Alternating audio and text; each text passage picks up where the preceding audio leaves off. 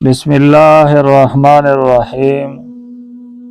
سامعین محترم، آج کی ویڈیو میں ہم ایک اہم مسئلے کی وضاحت کریں گے کہ بعض علاقوں میں میت کو کفنانے کے بعد اس کا منہ دکھانے کی رسم وہ عام طور پر ہوتی ہے۔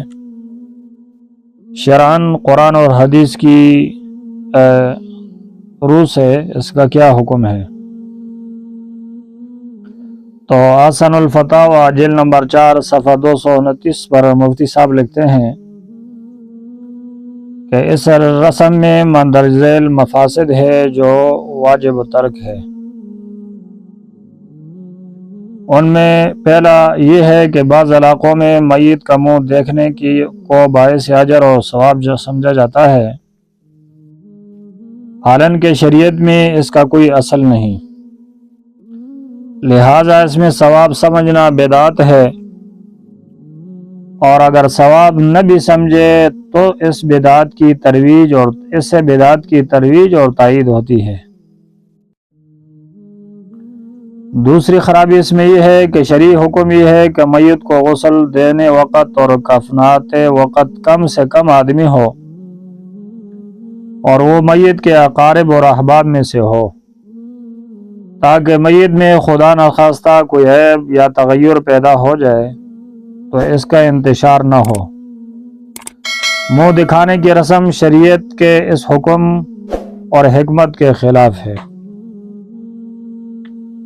3 نمبر خرابی اس میں یہ ہے کہ اگر میت کوئی مشہور شخصیت ہے تو اس کی منہ دکھائی کی رسم میں کئی گھنٹے صرف کیے جاتے ہیں، حالانکہ میت کے دفن میں تاخیر جائز نہیں۔